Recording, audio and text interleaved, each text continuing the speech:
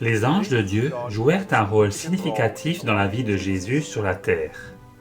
L'ange Gabriel annonça à Marie son privilège de donner naissance au Messie. Les anges chantèrent alors qu'ils accueillirent sa naissance. À un moment critique, juste avant sa crucifixion, un ange vint pour fortifier Jésus dans son œuvre. Un ange fut envoyé du Père pour appeler Jésus hors de la tombe, et les anges annoncèrent à ses disciples abattus qu'il était ressuscité d'entre les morts. Les anges eurent un rôle essentiel pour le ministère de Jésus, et toute leur œuvre reposait sur le caractère de Christ, puisque nous lisons. Nathanaël répondit et lui dit, « Rabbi, tu es le Fils de Dieu, tu es le roi d'Israël. » Jésus lui répondit, « Parce que je t'ai dit que je t'ai vu sous le figuier, tu crois ? Tu verras de plus grandes choses que celles-ci. » Et il lui dit, « En vérité, vous verrez désormais le ciel ouvert et les anges de Dieu monter et descendre sur le Fils de l'homme. » L'œuvre des anges se poursuit en se reposant sur le caractère et l'œuvre de Christ, parce que tout ce qu'ils font se fonde sur le Fils de l'homme. La Bible dit, « Ne sont-ils pas tous des esprits au service de Dieu, envoyés pour exercer un ministère en faveur de ceux qui doivent hériter du salut ?» Les anges de Dieu aiment servir notre Père et le Seigneur Jésus. Ils aiment également servir en nous protégeant et en nous encourageant. L'ange de l'Éternel campe autour de ceux qui le craignent, et il les arrache au danger. Ils sont remplis de l'Esprit de Dieu et chantent les louanges de Dieu et de son Fils. Je regardais et j'entendis la voix de beaucoup d'anges autour du trône, et des êtres vivants et des vieillards, et leur nombre était des myriades de myriades et des milliers de milliers.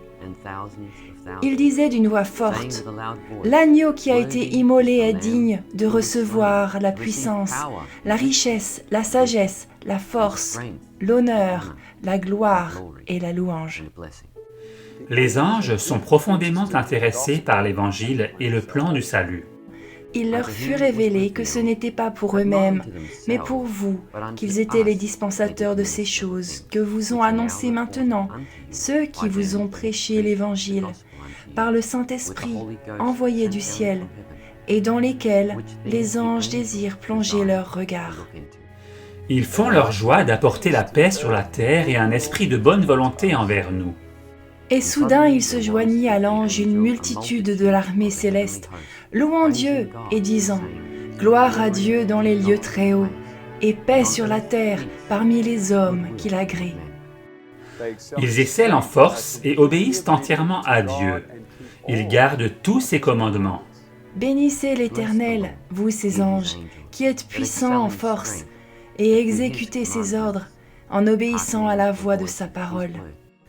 Notre Père commande à ses saints anges de nous protéger de Satan et de ses anges destructeurs, comme nous l'avons découvert au chapitre 11 au sujet de la colère du Seigneur.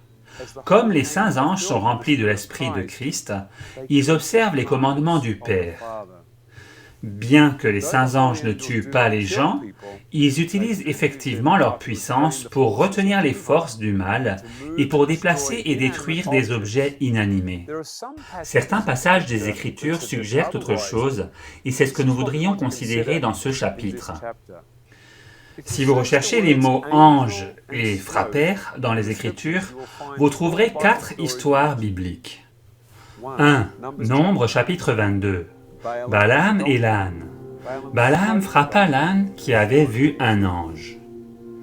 2. 2 Samuel 24. David dénombra Israël et 70 000 personnes furent frappées par l'ange de l'Éternel. 3. 2 Rois 19 et Ésaïe 37. L'armée assyrienne de 185 000 hommes fut frappée par l'ange de l'Éternel. Et 4. Acte 12. L'ange de l'Éternel frappa Hérode pour son péché.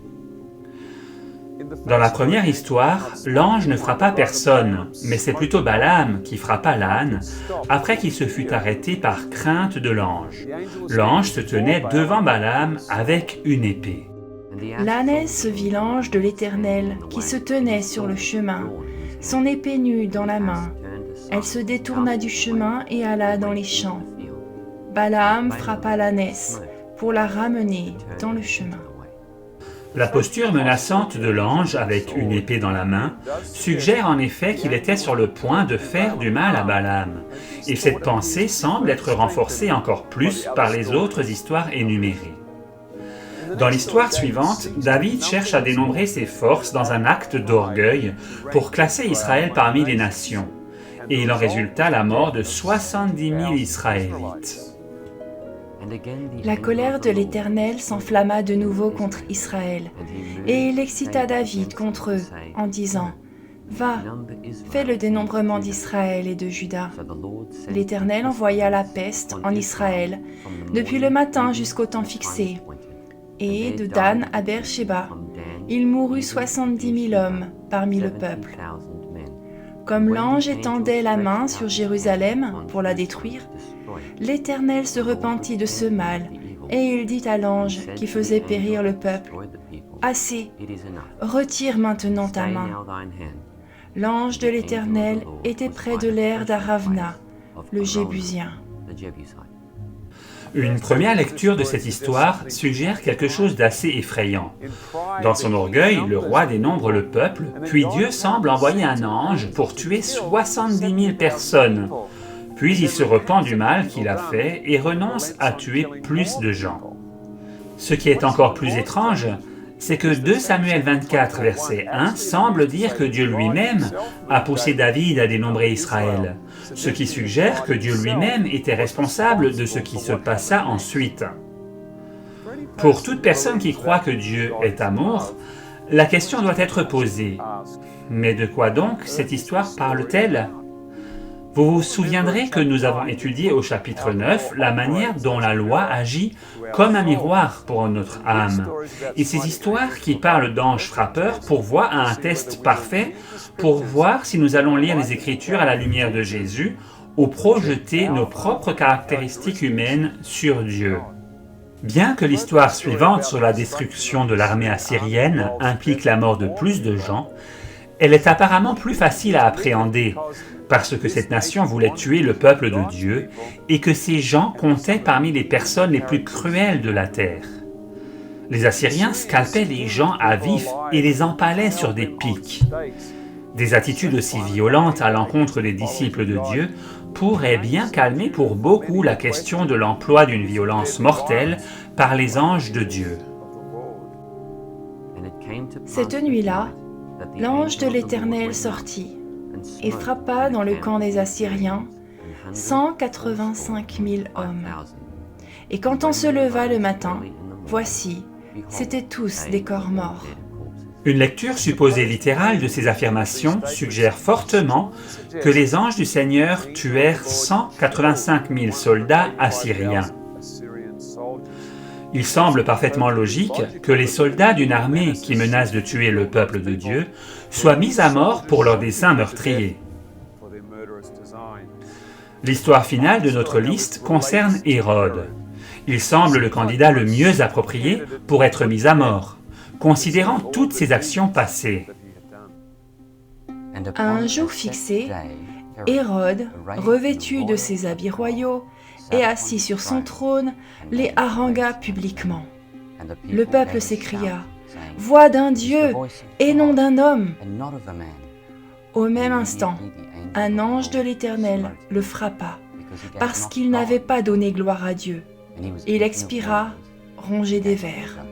Hérode avait tué Jacques, le frère de Jean, puis planifia ensuite de tuer Pierre. Il est clair que c'était un bon ange qui frappa Hérode. Il est également clair que cela fut une punition rétributive de la part du Tout-Puissant.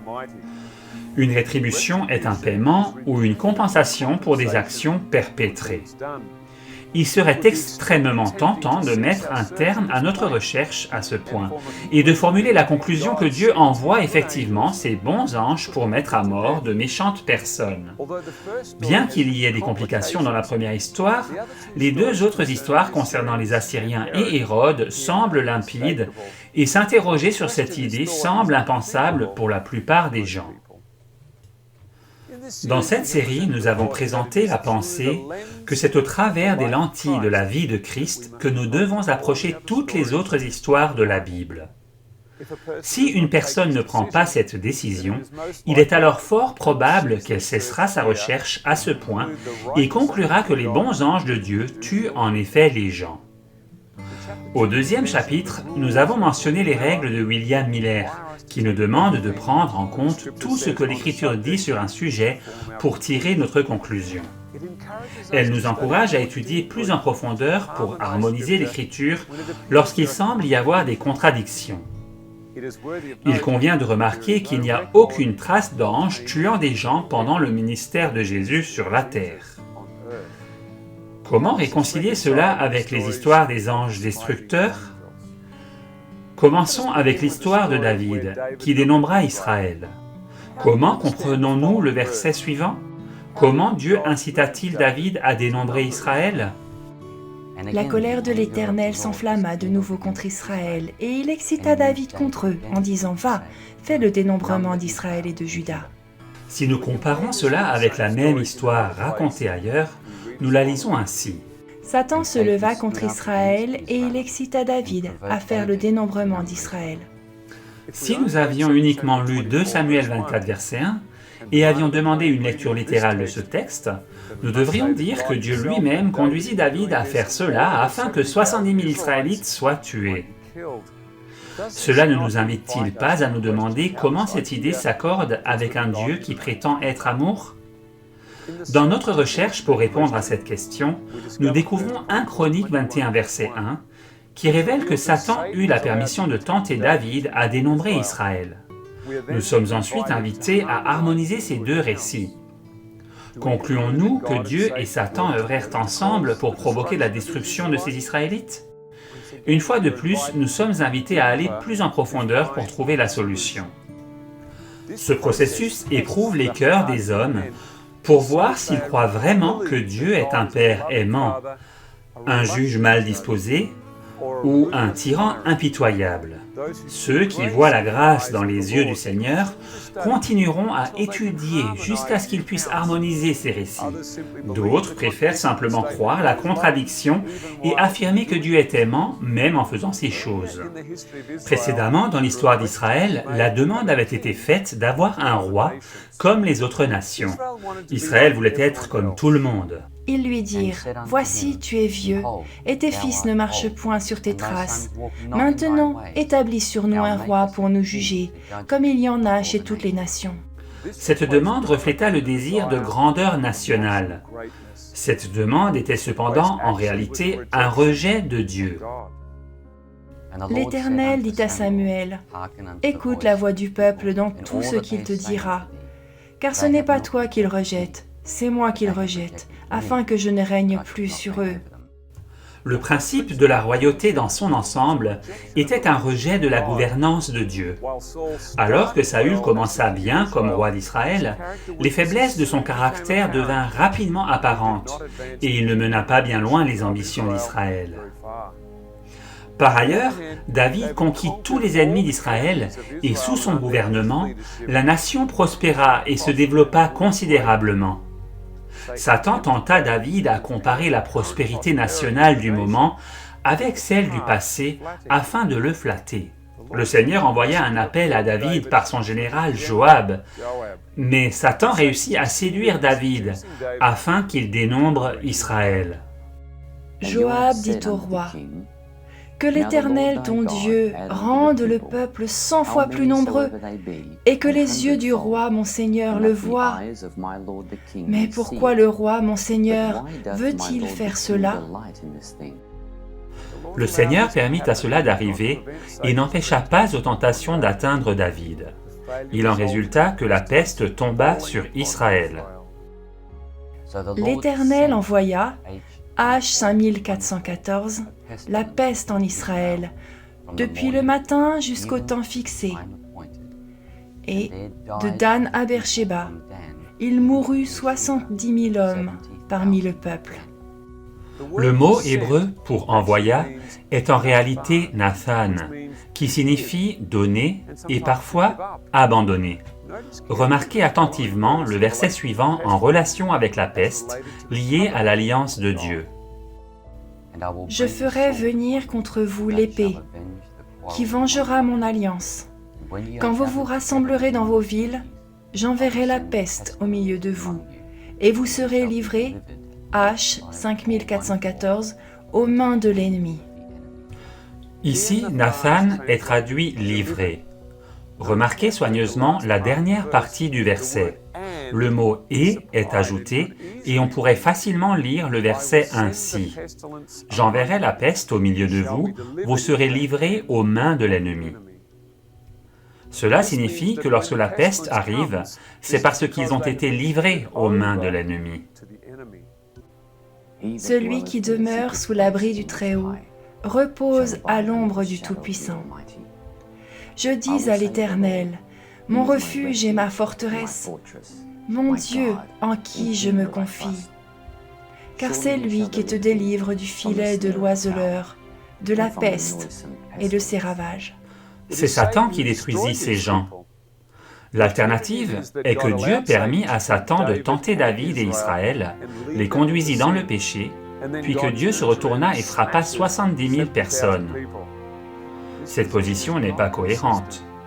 Satan se leva et put tenter David, parce que David n'œuvrait pas en accord avec la volonté de Dieu.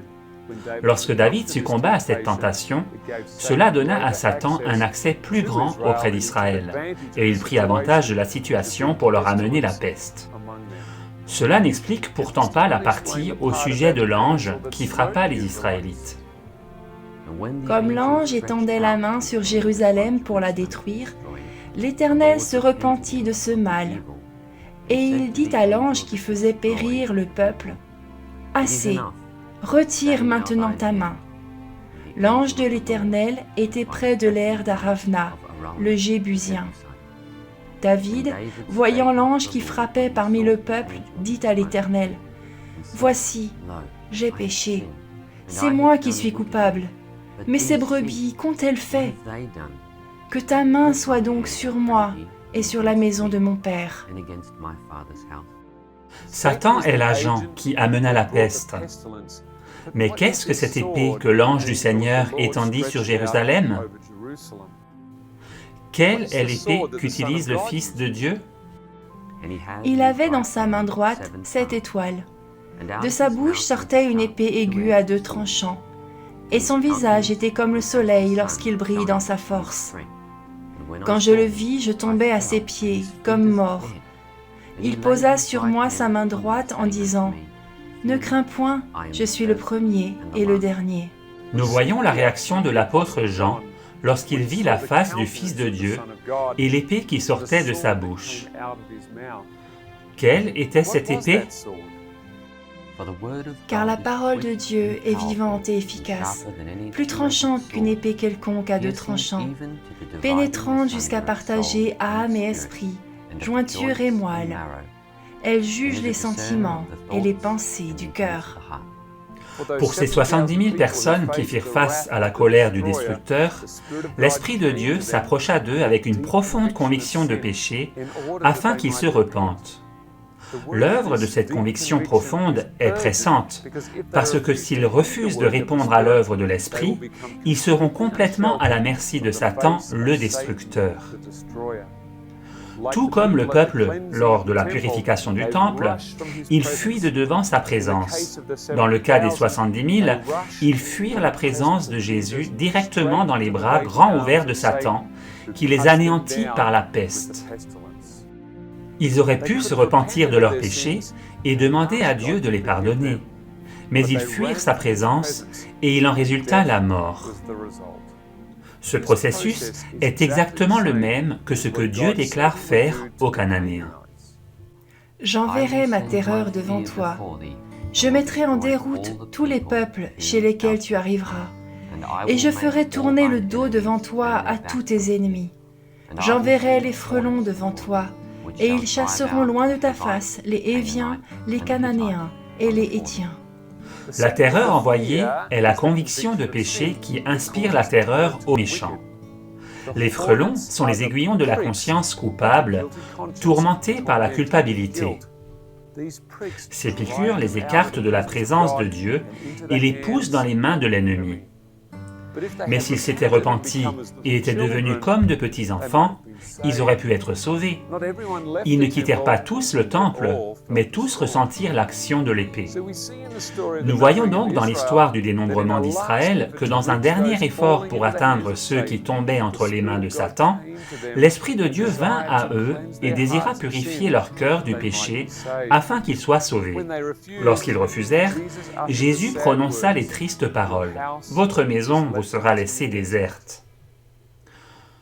Le mot pour épée en hébreu signifie en réalité sécheresse, et lorsque l'âme résiste complètement à Christ, il est contraint de l'abandonner entre les mains de Satan, parce qu'elle lui refuse l'entrée. Considérez aussi que Satan contrôla le cœur de ces gens. Christ cherchait une dernière fois à les atteindre. Satan était déterminé à ne pas perdre sa proie, et lorsque le cœur humain refusa l'entrée à Christ, Satan chercha à s'assurer ses âmes en leur prenant la vie plutôt que de risquer qu'ils se repentent de leurs péchés. Nous ne connaissons pas les détails exacts de ce cas, mais les principes ne sont pas trop difficiles à suivre. L'accusation est lancée.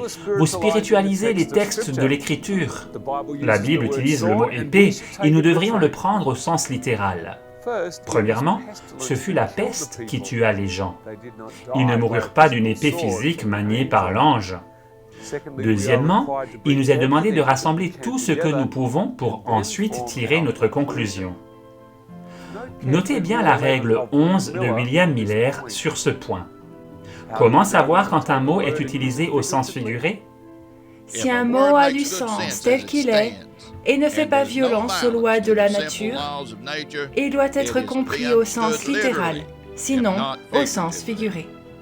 Alors que le peuple périt de la peste, l'épée mentionnée comme étant dans la main de l'ange doit avoir eu une autre raison. La Bible nous parle à plusieurs endroits de l'épée que Christ utilise. Et cette épée est la parole de Dieu. Nous avons décrit comment l'ange frappa le peuple par l'épée, et pourtant ils moururent de la peste. Comment l'ange de l'Éternel les frappa-t-il? L'épée était la parole de Dieu convainquant le peuple. Ils refusèrent de mourir à eux-mêmes par cette épée. Et c'est ainsi que l'Esprit de Dieu les quitta, et que le destructeur prit leur vie. Alors, qu'en est-il des 185 000 soldats assyriens? Cette nuit-là, l'ange de l'Éternel sortit et frappa dans le camp des Assyriens 185 000 hommes. Et quand on se leva le matin, voici, c'étaient tous des corps morts. Remarquez bien qu'il est dit que l'ange de l'Éternel les frappa et qu'ils furent trouvés morts le matin. Il n'est pas dit que l'ange de l'Éternel les transperça d'une arme létale, les forçant à mourir instantanément. Si nous revenons au Nouveau Testament, nous remarquons quelque chose d'intéressant. Et voici, il y eut un grand tremblement de terre, car un ange du Seigneur descendit du ciel, vint rouler la pierre, et s'assit dessus. Son aspect était comme l'éclair, et son vêtement blanc comme la neige. Les gardes tremblèrent de peur et devinrent comme morts. La simple vue d'un ange fit trembler des hommes, et ils devinrent comme morts. Ce phénomène arriva à des hommes justes tels que Daniel et Jean. Moi, Daniel, je vis seul la vision, et les hommes qui étaient avec moi ne la virent point, mais ils furent saisis d'une grande frayeur, et ils prirent la fuite pour se cacher. Je restai seul, et je vis cette grande vision. Les forces me manquèrent. Mon visage changea de couleur, et fut décomposé, et je perdis toute vigueur. Quand je le vis, je tombai à ses pieds, comme mort. Il posa sur moi sa main droite en disant « Ne crains point, je suis le premier et le dernier. » Dans le cas de Jean, c'est Jésus qu'il vit en vision. La nature pure et sainte des anges, comme celle de Jésus et du Père, expose la nature pécheresse des hommes. Au chapitre 10, nous avons considéré ce qui se passe lorsque nous venons en la présence de Dieu. Je m'approcherai de vous pour le jugement, et je me hâterai de témoigner contre les enchanteurs et les adultères, contre ceux qui jurent faussement, contre ceux qui retiennent le salaire du mercenaire, qui oppriment la veuve et l'orphelin, qui font tort à l'étranger et ne me craignent pas, dit l'Éternel des armées. Lorsque nous lisons ce verset, nous pensons naturellement que Dieu va anéantir et détruire les méchants dans sa colère. Une fois de plus, la parole de Dieu agit comme un miroir. Le texte dit « Je m'approcherai de vous pour le jugement ». Notre Père veut s'approcher de nous et raisonner avec nous au sujet de nos péchés. Entrer dans la présence d'un être aussi désintéressé et aimant ne laisse aucune option que de se repentir ou de fuir la lumière. Il n'est pas possible de rester passif dans la présence de Dieu. Ceux qui s'attachent à leurs péchés courent pour ce qu'ils pensent être leur vie, mais ils montrent qu'en réalité, ils aiment la mort et fuient la vie. La nature des saints anges est si pure que la simple révélation de leur présence frappera de terreur les cœurs des hommes, les rendant prostrés et immobilisés. Alors que nous continuons de lire l'histoire dans Daniel au chapitre 10, nous voyons que Daniel dut être fortifié pour endurer la présence du Saint-Ange. J'entendis le son de ses paroles, et comme j'entendais le son de ses paroles, je tombai, frappé d'étourdissement, la face contre terre. Et voici, une main me toucha et secoua mes genoux et mes mains.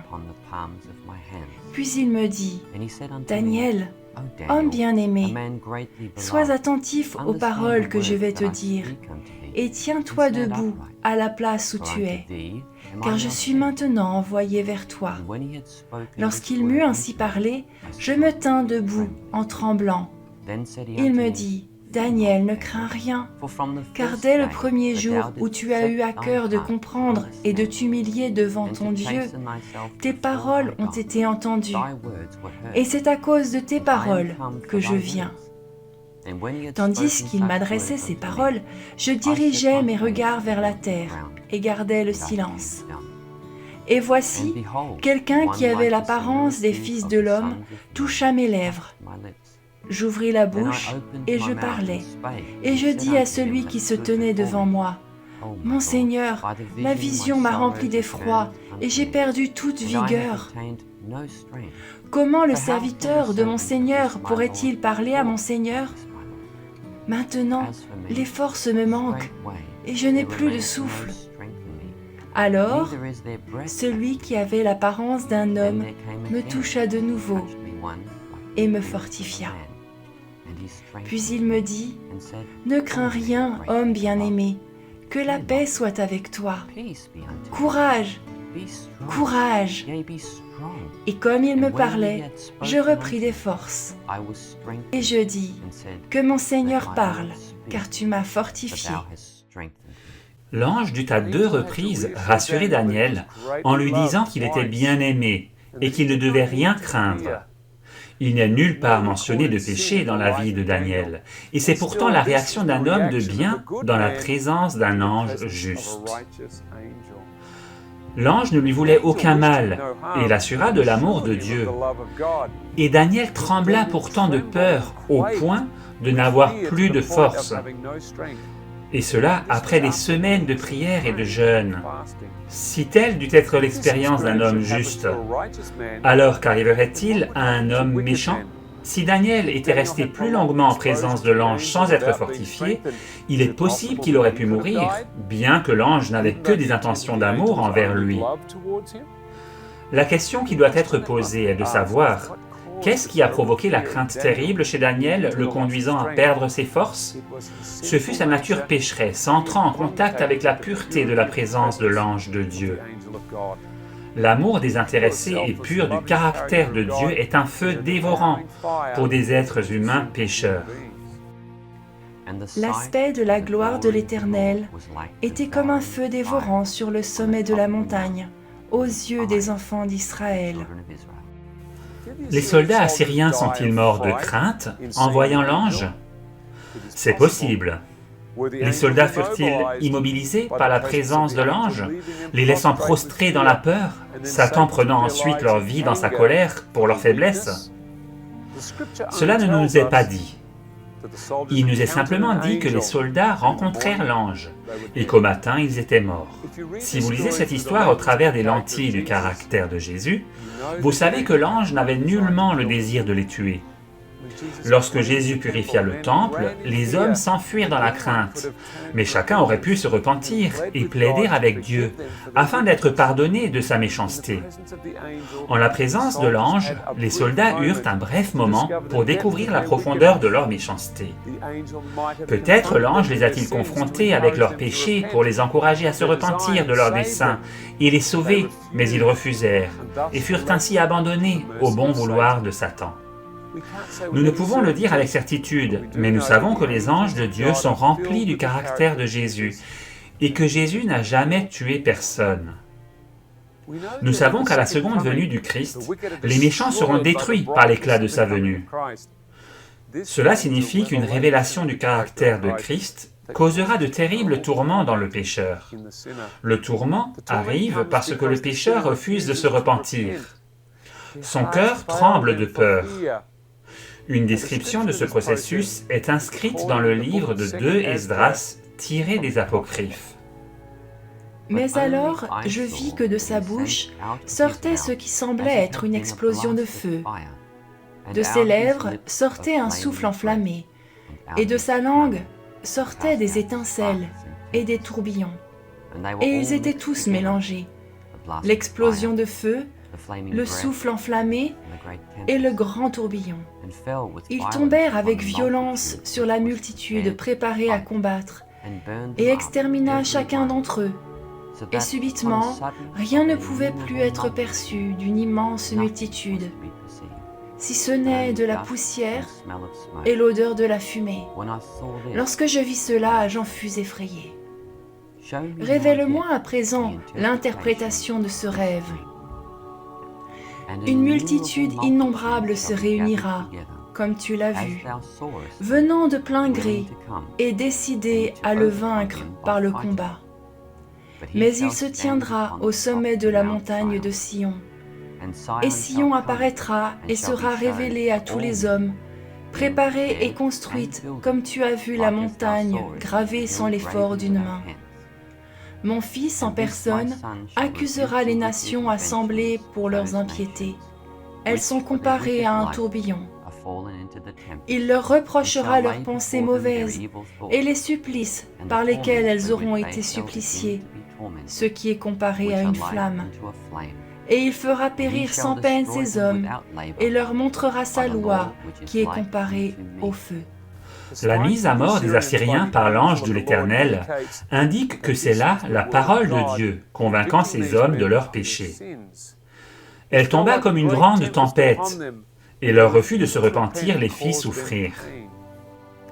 Et les hommes furent brûlés par une grande chaleur, et ils blasphémèrent le nom de Dieu qui a l'autorité sur ces fléaux, et ils ne se repentirent pas pour lui donner gloire. Le 5e versa sa coupe sur le trône de la bête, et son royaume fut couvert de ténèbres. Et les hommes se mordaient la langue de douleur, et ils blasphémèrent le Dieu du ciel à cause de leurs douleurs et de leurs ulcères, et ils ne se repentirent pas de leurs œuvres. Ils furent détruits sans peine par sa loi qui est la transcription du caractère de Dieu. N'est-ce pas le même feu qui dévora les 2 fils d'Aaron, Nadab et Abihu, lorsqu'ils apportèrent du feu étranger dans le sanctuaire? Bien que le feu de l'Éternel les consumât, ils furent transportés hors du camp dans leurs vêtements. Alors le feu sortit de devant l'Éternel et les consuma. Ils moururent devant l'Éternel. Moïse dit à Aaron, « C'est ce que l'Éternel a déclaré, lorsqu'il a dit, « Je serai sanctifié par ceux qui s'approchent de moi, et je serai glorifié en présence de tout le peuple. » Aaron garda le silence. Et Moïse appela Michaël et Elsaphan, fils d'Uziel, oncle d'Aaron, et il leur dit, « Approchez-vous, emportez vos frères loin du sanctuaire, hors du camp. » Ils s'approchèrent, et ils les emportèrent dans leurs tuniques, hors du camp, comme Moïse l'avait dit. Nous savons encore que ce coup est la conviction du péché d'une autre manière. par la façon dont cette épée est utilisée comme suit. Après cela, le cœur lui battit, parce qu'il avait coupé le pan du manteau de Saül.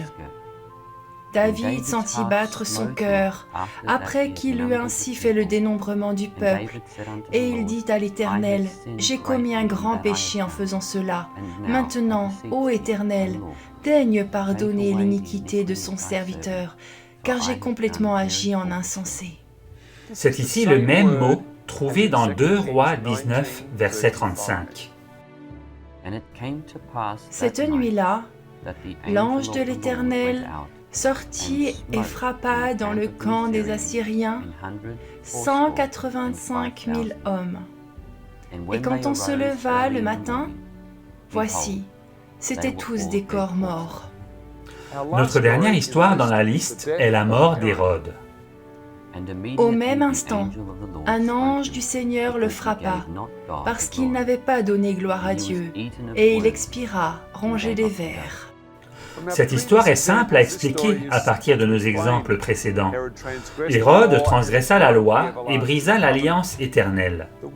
La parole de Dieu le convainquit profondément de son comportement pécheur afin de le conduire à la repentance. La conviction lui infligea une agonie de pensée, mais il refusa de se repentir. Ce refus donna à Satan un accès pour le tuer par la maladie. Hérode fut cédé à l'ennemi parce qu'il brisa l'alliance. Je ferai venir contre vous l'épée, qui vengera mon alliance.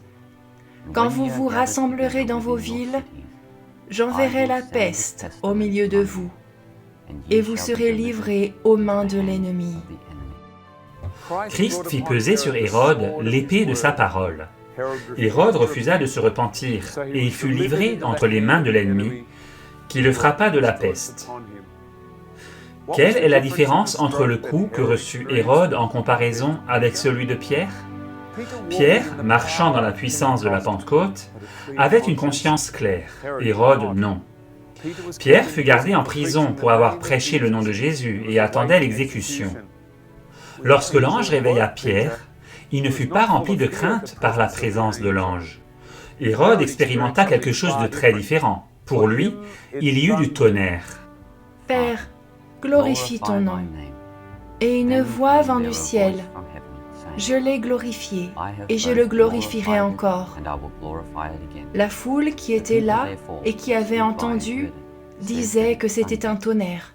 D'autres disaient « Un ange lui a parlé. » Le coup, qui aurait pu être comme une voix douce et légère, était comme du tonnerre pour Hérode, et cela le terrifia à mort. Les anges n'ont aucune inclination à tuer les hommes.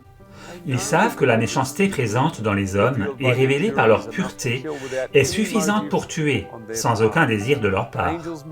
Les anges agissent parmi les hommes, leur cachant constamment leur présence directe afin de les protéger. Combien ils sont remplis de grâce envers nous! Nous voyons que lorsque l'ange frappe des anges et qu'il en résulte la mort, cela a lieu quand la parole de Dieu les convainc de péché. Le tourment du péché cause l'agonie d'esprit d'une personne. La présence de la peste indique que l'Esprit de Dieu a été retiré et que le destructeur a fait son œuvre, tandis que Dieu cesse de protéger ceux qui refusent de se repentir. C'est le péché qui punit le péché. Les anges de Dieu sont remplis de l'Esprit de Jésus. Ils observent les commandements du Père et ne manient pas une épée physique. Ils sont puissants dans la parole de Dieu et sont remplis de la justice de Jésus. Leur pureté, leur amour et leur sainteté terrifient les pécheurs dans leur méchanceté et tous ceux qui vivent dans l'injustice. Leur sainteté est leur puissance maîtresse, mais ils ont aussi la puissance de retenir les forces du malin. C'est pourquoi les anges justes ont une puissance gigantesque. Lorsqu'ils reçoivent l'ordre de relâcher leurs bras et de retirer leur œuvre de protection, ils permettent à la fureur de Satan de se déchaîner sans contrainte. Bien qu'ils ne souhaitent pas faire cela, ils le feront lorsqu'ils en recevront l'ordre. Cela ne peut qu'avoir lieu lorsqu'une personne refuse de tenir compte des avertissements de Dieu et persiste à enfreindre ses commandements. Après des années de miséricorde, l'Esprit de Dieu constamment repoussé finit par céder et permet aux pécheurs d'avoir le Maître qu'ils ont choisi. Combien nous sommes bénis d'avoir la protection des anges et leur soutien. Il arrive qu'ils révèlent leur présence pour empêcher les hommes de faire le mal. Mais ceux qui sont déterminés à persévérer dans leur voie de péché préféreront mourir dans la terreur que de se repentir et être sauvés. Telle est la méchanceté du cœur humain. Nous n'avons rien à craindre des anges de Dieu. Il n'est pas possible qu'ils deviennent nos tueurs après avoir été nos protecteurs, car ils montent et descendent constamment sur le Fils de l'homme, qui n'a jamais tué personne.